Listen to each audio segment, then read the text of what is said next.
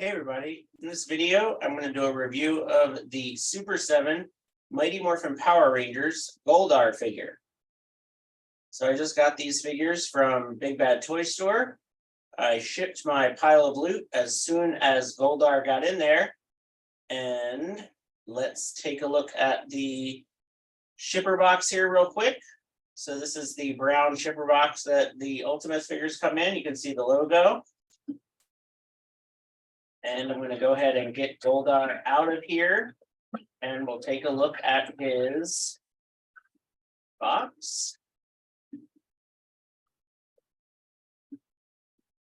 All right, so I got to open up the plastic bag here that he's in, and let's get a look at his outer packaging first.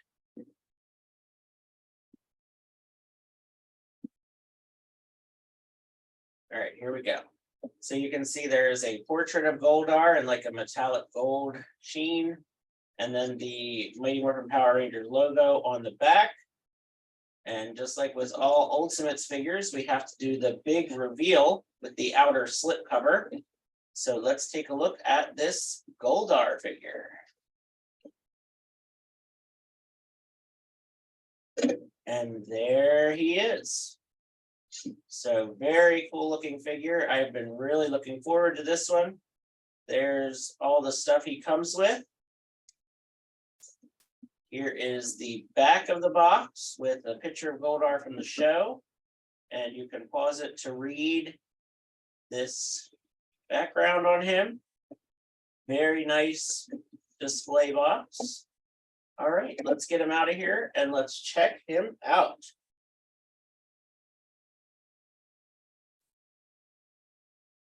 All right, so here is Goldar out of the package, and I gotta say I am very impressed with this figure. He is, I don't know, maybe my favorite Super7 figure of all right now, which says a lot considering how much I like the Super7 Slash and Muckman. But wow, he just really looks cool. So let's talk about this figure. First of all, let's just go over his accessories real quick here. I do like the box that he comes with the power coins. And you can see that the power coins look really, really nicely detailed here, as does the box. So this is from the episode when they kidnapped the Power Rangers' parents and force them to turn over their power coins. We get 5 of the badges of darkness. These are the morphers that were used to turn the putties into mutant rangers. So they were kind of like evil duplicates of the rangers. You get 5 of them because there was no putty that morphed into a Red Ranger. They had a crayfish monster that took the place of their Red Ranger leader, but there are 5 of them and they're all identical. Then we have got some alternate hands, of course, which, we're used to with Super7. So we have got alternate gripping hands. So we have gripping hands with the side to side and the up and down. The gripping hand that I have on him right now with his sword is an up and down. Then we have 2 fists, which I want to say the fist is what he had in the box. So there you go. Can't remember now, honestly, because it's been a couple days since I took him out of the box here. And reaching out to grab you hand. He's got the other one on him because I wanted that one on him. This is after kind of messing with him for a day or so. I kind of went with this pose. This is the pose I like. So here is the head that comes on him in the package. So this is just kind of his stoic head. I've got the angrier head on him with the open mouth. And then here are his little kind of folded up wing pieces that I took off And of course, I put his wings on.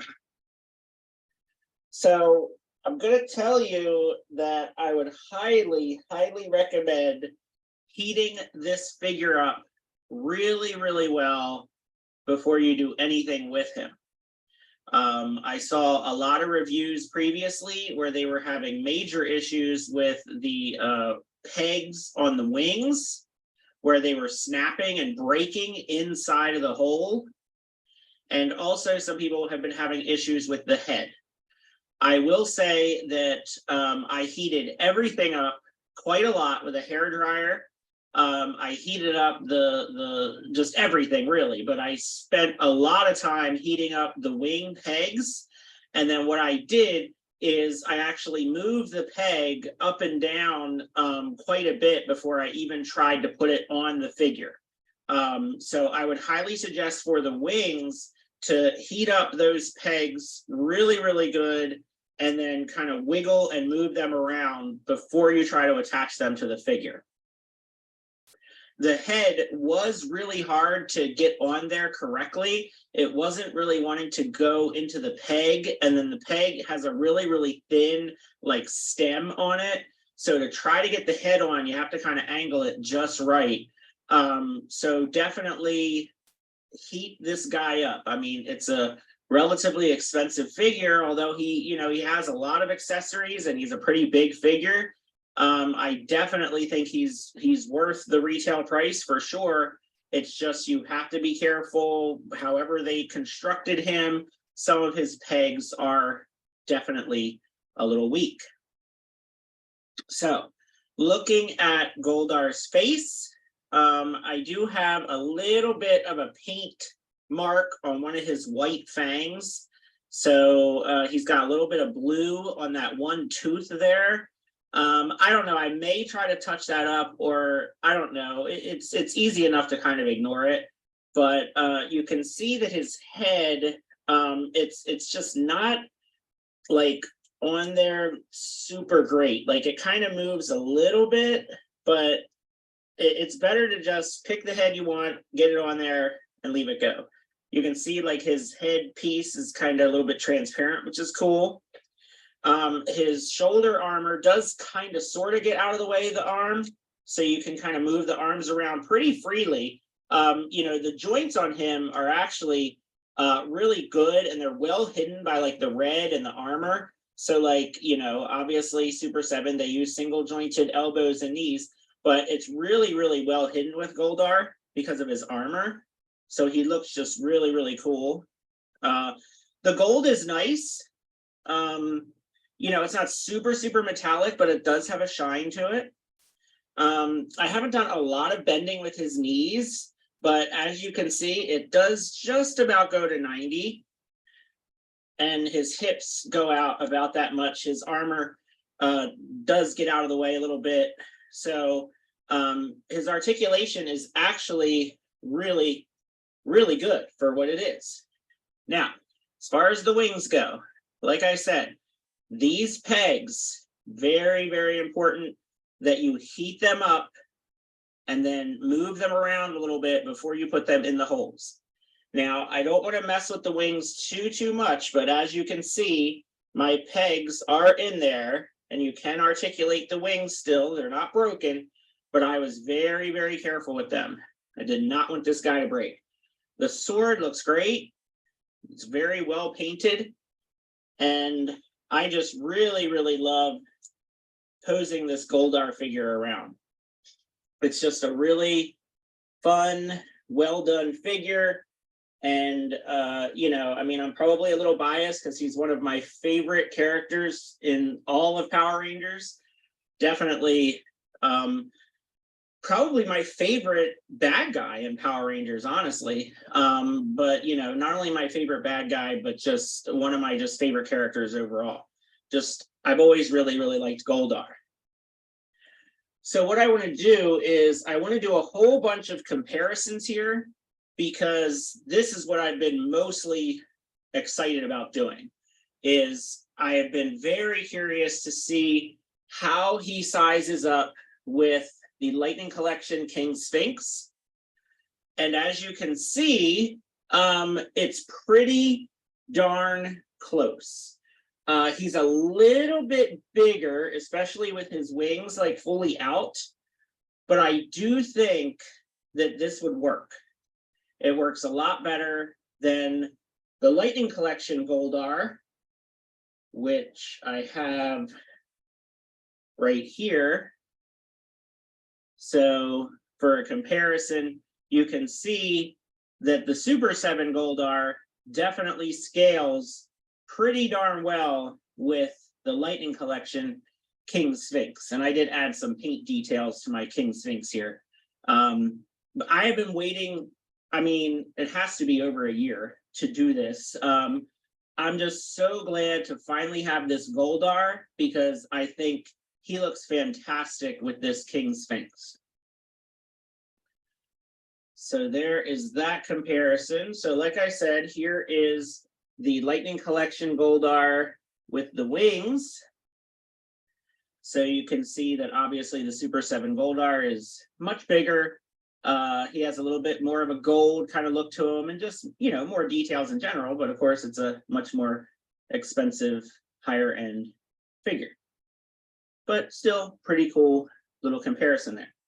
Now, the other comparison, well, actually I have several comparisons I want to do, but what I did with my other Lightning Collection Goldar is I painted it because I wanted essentially a season 1 and a season 2 Goldar. And I also just wanted to see how the Lightning Collection Goldar figure looked being a little bit more of a metallic gold color. So this is my season 1 Goldar. So that's why he doesn't have wings. I painted his face darker, and then I painted all the gold a metallic gold color. And pretty happy with this guy. So this is my season 1 Goldar that goes with Scorpina and the Rita putties. And then I have my Goldar with the wings with my Lord Zed. So yeah, so you can see again, the size is different. This is the metallic paint that I put on him versus, you know, the Super 7 figure. So like I said, the Super 7 figure's gold is nice. It's a really, really nice gold. It's just not super, super metallic. But I definitely think that it works. So just for the fun of it, I've got the original Bandai 5, I think they're 5-inch Goldar from the 90s. So much, much smaller figure, as you can see. And then I think really the more and more I've looked at this figure, he is basically an update of our original 8-inch Goldar from Bandai from the 90s. Because if you look, they are the exact same height, a lot of similar detail, but of course, you know, this one, I don't know, maybe, what is it, like 5 points of articulation? So I really feel like this Super 7 figure is a direct update of this figure right here, very similar to how the Super 7 Ninja Turtle Ultimates are updates of the vintage toys from Playmates. Because you can definitely see the similarities in size and build and all that. I mean, it's just very much an updated, you know, an upgraded version, which is pretty cool, I think. So some more comparisons, and something else I'm really excited to try is I've got this Megazord, and I think that this almost works. I don't know if it's quite to scale. I feel like the Megazord should be a little just kind of thicker and bulkier than this Goldar, but it's not bad. It's really not too bad. So this is the Build-A-Figure Megazord from the Bandai Legacy Collection. So you got the action figures and then you collected the parts to build the Megazord figure. So this one does have some articulation, as you can see. And you know, it's not terrible. It's not super great, but it's not bad. They're at least a similar height. It's just the build is a little bit off. So then another idea that I had that I thought would be a fun comparison is this is the vintage 8-inch Green Ranger figure. And if you remember, when the Green Ranger premiered in the 5-part episode Green with Evil, him and Goldar did grow and fight the Megazord together. And this kind of works too. So I actually used the Sword of Darkness from the 3-0 Green Ranger figure, which I thought would look kind of cool with this figure. It's a little big, but it kind of works. So I was thinking that maybe, you know, you could have like a display from that episode where the evil Green Ranger and Goldar were fighting the Megazord, and you know, that's not bad. So it kind of works. You know, just some display options, or some, you know, if you like to take pictures of your figures and stuff, you know, or if you didn't want to do that, you could bring King Sphinx back in here, and then you had that episode where it was Goldar and King Sphinx versus the Megazord, and that works too. So yeah, there you go. So my review of the Super 7 Goldar is that I am very, very happy with it. I think he turned out fantastic. I would just highly recommend that you warm him up very, very thoroughly. Take your time, be careful with the wing pegs, be careful with the head, and then just get him into a really good pose that you like. And yeah, he looks great. So I'm not planning on getting the Rangers from this line. I'm probably just going to get some of the Zords and some of the bad guys, because, you know, I'm already pretty happy with my Lightning Collection figures, and the Super 7 Ultimates figures are pricey. But I don't know now, because I've seen some reviews of the Ranger figures, and, you know, they're okay. I'm thinking what I'll do is I'll see if any of them, you know, a lot of times Super 7 Ultimates, they go on sale on Amazon for like maybe 30 or 35 bucks. And if I see that, I might pick those Rangers up. We'll have to wait and see, because I really, really love this Goldar, and I kind of wouldn't mind having some Rangers for him to go up against. So we're going to have to wait and see. But I hope you enjoyed this review. Let me know what you thought. And on to the Tyrannosaurus Dinozord. All right, so here we are with the Tyrannosaurus Dinozord from Super 7. And as you can see, the box is so big that it does not even fit on the screen. This is a very, very big, heavy box. And here he is. So very, very cool looking Tyrannosaurus Dinozord. Very excited to get this guy out and see how he moves around. So let's get him out of here.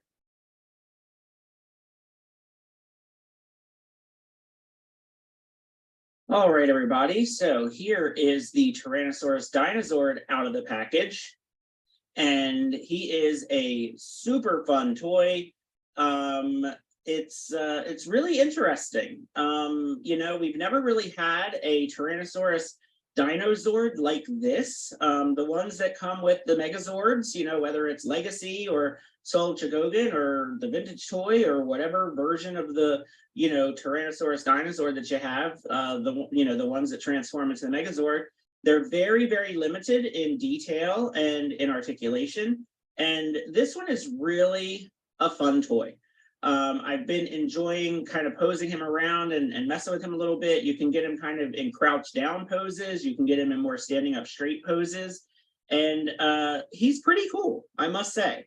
One of the other really cool parts though, and honestly, one of the main reasons that I bought this toy, which sounds kind of ridiculous, is this coin that he comes with is so cool. And as soon as I saw that, you know, he was going to come with this, I was like, yeah, I need that coin. This is a really thick, heavy metal coin. It just looks so cool. And I just can't stop like fiddling with this and playing with this. This is awesome. I mean, you know, I hate to say this is my main reason for paying for this, but it's definitely, you know, one of the main reasons for sure. He also comes with a couple little teeny tiny Red Rangers. So here's a tiny Red Ranger. And then here is another tiny Red Ranger. And when I say tiny, I mean, you can see these things are tiny and hopefully they don't get lost. So in the box, he comes with his grippy sort of hands. So these hands. So I wanted to have a little bit of, you know, kind of a little bit of a different pose. So I put one of the kind of open clawed hands on him. So here's the other one. These are kind of weird, but at least they're just like different and new and just something kind of unique.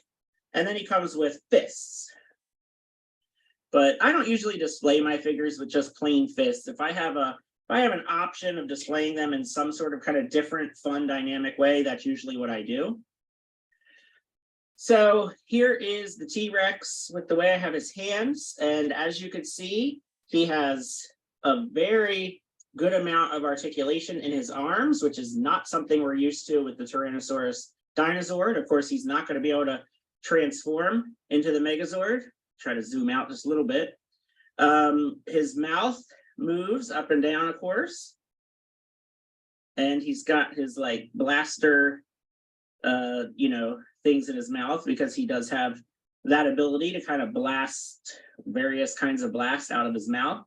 The details are real nice. I did have some like silver paint splotches on mine that I was able to just kind of like scratch off very carefully. So he does look better without those paint splotches.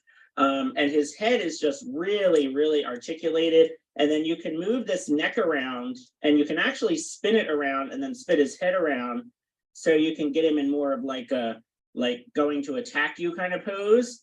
And then you can spin it back. And then he's just more like looking down kind of relaxed pose. So that's fun. The hips and legs and knees and all that, they're not as articulated as I would like, because this like part in the middle kind of stops them from going up. And then the knees, I mean, the knees hardly do much of anything. The ankles are pretty good though. But yeah, he's definitely limited in the legs with what you can do. The ankles definitely help you get him into different poses. I think the ankles are probably more useful than the hips or the knees. Now, the tail is really cool because each little segment of the tail is articulated. I just wish you could move it around up here because up here where the tail is attached to the body, that doesn't move. But then all of these bits move. So you can get it like curled up. You can get it curled all the way down. You can go side to side with it. So the tail is really fun to kind of, you know, play around with and do different poses and stuff. So yeah, he's really, really a fun toy and just a different version of the Tyrannosaurus Dinozord than what we're used to. So if you're curious how he looks with Goldar, here is Goldar from the previous review. And you can see that they scale pretty well. I'm trying to think, I'm sure there's been times where Goldar went up against just the Tyrannosaurus Dinozord, but I'm sure it's been few and far between. So the comparison I'm really curious about is once Super7 gives us the Dragonzord, how the Dragonzord's going to look with the Tyrannosaurus, because of course, the Dragonzord and the Tyrannosaurus Dinozord do spend some time together in the show. So here is the Legacy Dragonzord.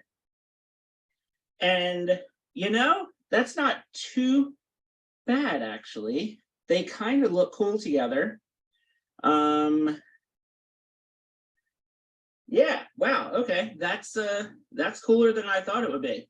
So yeah, so like I said, this is the Legacy Dragonzord and the Super7 T-Rex, and they actually look kind of perfect together in terms of scale, you know, the height and then the thickness and just the style, because they both have really, really nice silver details to them. You know, they don't look cheap and plasticky. They look like more like they have, you know, metal, and obviously the Legacy Dragonzord does have some die-cast parts, but yeah, wow, these guys look pretty awesome together, and you can imagine them, you know, because in the show, a lot of times they would kind of fight together when the other Zords were not there or the other Zords weren't available or whatever. And wow, yeah, they look cool together. Very happy with that comparison there. So yeah, I'm really looking forward to the Dragonzord from Super7. If you've watched any of my Power Ranger related videos, or at least my Mighty Morphin related videos, you know the Dragonzord, I mean, that is my guy. So anything Dragonzord, I'm gonna buy. And I did not buy the Zap Dragonzord. I might. If I see the Zap Dragonzord anywhere on sale, or even if I see it in person at a GameStop, yeah, I might buy it. I'm a little afraid because I don't want to spend that much money on it, but it's Dragonzord, and I just have this weakness for Dragonzord. And anytime I see anything Dragonzord, I'm probably going to buy it. But yeah, these two look really awesome together. Let me know what you think. Are you picking up these Super7 Mighty Morphin figures? Like I said in my Goldar review, I'm just going to be cherry picking this line, probably just get my favorite villains and the Zords, and then we'll see what happens. We'll see how it goes from there. But let me know what you think, and thanks for watching.